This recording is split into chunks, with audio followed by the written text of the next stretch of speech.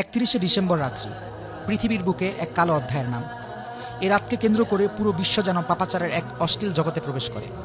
রাত 12টা বেজে ওঠার সাথে সাথে আতশবাজির বিকট আওয়াজে কেঁপে ওঠে পুরো দেশ। মুহূর্তেই ভুলে যায় আশেপাশে থাকা অসুস্থ মানুষগুলোর কথা। ফানুস উড়াতে গিয়ে রাজধানীর বিভিন্ন জায়গায় অগ্নিকাণ্ডের ঘটনা নতুন নয়। গল্পটা এখানেই শেষ নয়, সেই সাথে শুরু হয় বিয়ার, হুইস্কি, ফেন্সিডিল, আফিম, হেরোইন, ইয়াবা, গাঁজাসহ বিভিন্ন মাদক দ্রব্য সেবনের মহা উৎসব। বিভিন্ন ক্লাব ও দেশের অভিজাত হোটেলগুলোতে চলে নিষিদ্ধ পল্লীর নগ্ন মহড়া। উঠতি বয়সের তথাকথিত বহু আধুনিক তরুণ তরুণীরা লিপ্ত থাকে অবৈধ কর্মকাণ্ডে। জাস্ট এনজয় করতে গিয়ে সম্ভ্রান্ত ঘরের অনেক তরুণী নেশায় বুঁদ হয়ে সম্ভ্রম বিলিয়ে দেয় জাস্ট ফ্রেন্ড নামক হায়নাদের কাছে। বহু জায়গায় কনসার্টের আয়োজন করা হয় এবং নারী পুরুষের এই অবাধ মিলন মেলায় যেন অশ্লীলতার জোয়ার ওঠে। বড় অবাক লাগে। প্রতিবাদ তো দূরের কথা, কথিত সুশীল সমাজ তখন মুখে কুলুপ এঁটে বসে থাকে। নিষিদ্ধ অ্যালকোহলের লট ঠেকাতে আইন শৃঙ্খলা বাহিনীকে চরম হিমশিম খেতে হয়।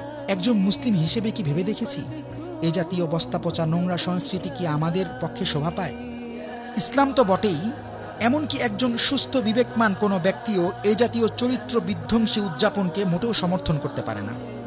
সত্যি কথা বলতে কি জানেন, এই ঘৃণ্য সংস্কৃতি আমাদের নয়। তাই আসুন পশ্চিমা এই অপসংস্কৃতির বিষাক্ত ছোবল থেকে নিজে সতর্ক হই, অন্যকেও সতর্ক করি।